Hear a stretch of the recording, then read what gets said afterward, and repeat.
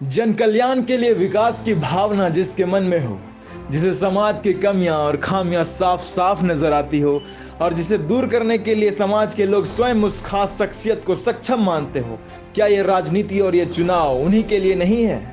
ऐसे ही एक शख्सियत से आज हम आपको रूबरू कराने वाले हैं, जिनकी सोच से और खुद उनसे आप पहले भी हमारे चैनल के माध्यम से मिल चुके हैं। जी हाँ, हम बात कर रहे हैं वीना कुमारी की, जो नामकुम के महलोंग पंचायत से पंचायत समिति की उम्मीदवार है, जिनसे मिलकर एक अपनापन लगा।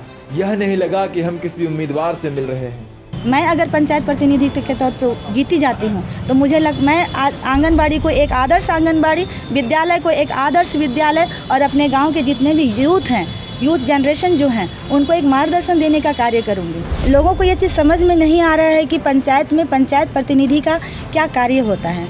अगर पंचायत प्रतिनिधि को फंड नहीं दिया गया है तो वाकई में पंचायत प्रतिनिधि का कार्य क्या है? क्या कभी किसी पंचायत प्रतिनिधि ने ये सोचा कि महिलाओं को, बच्चियों को लाठी सिखाया जाए, कराटे सिखाया जाए? और इनके गांव वाले इन्हें इतना पसंद कर रहे हैं कि वे चाहते हैं कि इस बार के पंचायत चुनाव में वीना कुमारी विजय बनकर गांव वालों की सेवा में पंचायत समिति के रूप में उनके बीच आए।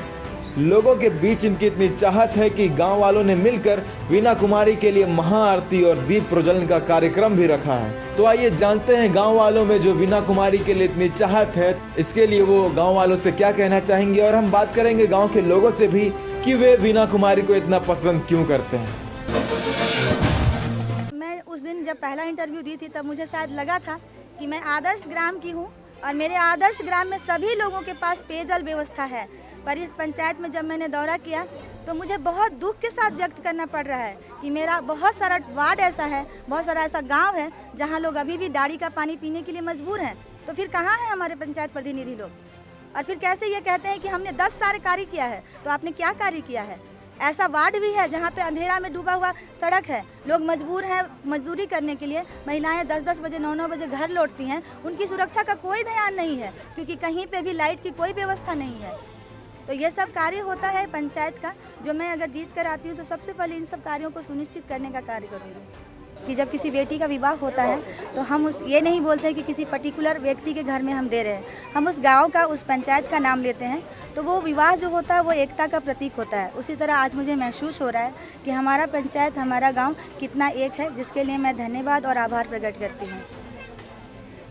ये आयोजन आपकी जीत के लिए ही रखा गया है। अगर आप जीत जाते हैं तो अपने क्षेत्र में विकास के 5 वो क्या काम करेंगे बताएं? सबसे पहला कार्य तो ये होता है, मेरा सबसे पहला कार्य यही होगा कि मैं लोगों को, पंचायत के प्रतिनिधियों को ये बताना चाहती हूँ कि पंचायत का चुनाव निचले लेवल पे क्यों कराया गया।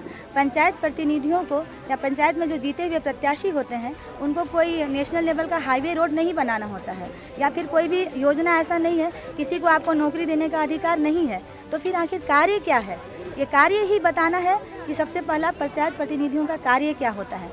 कार्य ये होता है पंचायत के जो प्रतिनिधि होते हैं उनका, कि आप टोला को बांध के रखें, प्रगति के पथ पे आप उसको सिर्फ रास्ता दिखाएं। आप यहाँ के यूथ को मार्गदर्शन दें कि आपको आगे कैसे बढ़ना है, यहाँ की महिलाओं की सुरक्षा कैसे हो ये सुनिश्चित करें। यहाँ पे हर की घर में राशन कार्ड, विधवा पेंशन, वृद्धा पेंशन कैसे आए, ये सब कार्य के लिए पंचायत को बनाया गया है। अगर दूर दराज के गांव हैं तो वहाँ पे मोबाइल बैंकिंग का व्यवस्था किया जाए, अगर प्रज्ञा केंद्र की व्यवस्था की जाए, लोगों को नॉलेज दिया जाए कि कौन सा वैकेंसी कब आ रहा है, बच्चों के साथ बात की जाए।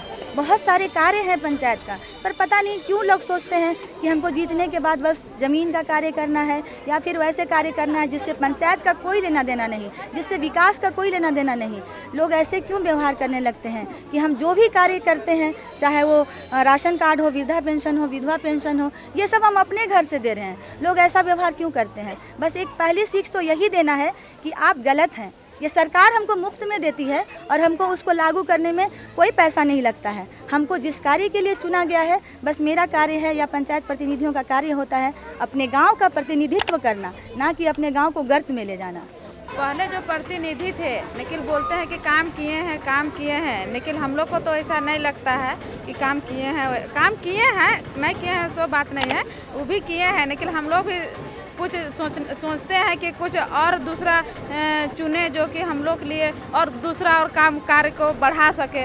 और हम लोग पूर्ण रूप से प्रयास करेंगे कि इन्हें सभी ग्रामीणों को यही कहना चाहती हूँ कि सभी कोई प्रयास करे और ये दीदी को जिताएं, हम मेरा गांव का विकास हो गए। उसका जैसा जुझारू और शिक्षित वैसा उम्मीदवार हम लोगों को नहीं मिला। और रही बात ये, बीना देवी हर जगह खड़ी हो सकती है, हर जगह लड़ सकती है और कोई भी काम को घसीट के हमारे क्षेत्र में ला सकती है। इसलिए मैं बीना देवी को, हम नहीं पूरे हमारे महिला पंचायत के हर इंसान उनको सपोर्ट में उतर चुके हैं और उन्हें जिताने के लिए सब तत्पर हैं। दीदी को जिताना है, हम सबको हम तहे दिल से बोल रहे हैं, सुनिए सब, बिना दीदी को जिताइए। इनका भाषण सुन के सब हम लोग मुग्ध हो गए। इसके इनका भाषण इतना हमारा मन गहरे दिल से लगा जो हाँ दीदी कर सकती है, करेगी, दीदी ज़रूर करेगी ये काम, दीदी को करना है। दीदी एकदम सच्ची है, सच्ची दिल से बोल रही है। चाहिए ऐसा ही हम लोग को चाहिए, लेडीज़ फास्ट होना चाहिए, आगे लेडीज़ को करना चाहिए। दीजिए सबको ही मिल के मौका दीजिए, गाँव वासी को हम भी बोल रहे हैं, सबको बोल रहे हैं, जो चाहिए तो दीदी को जिताइए, बिना दीदी को जिताइए, सब मिल के बोलिए बिना दीदी की जय।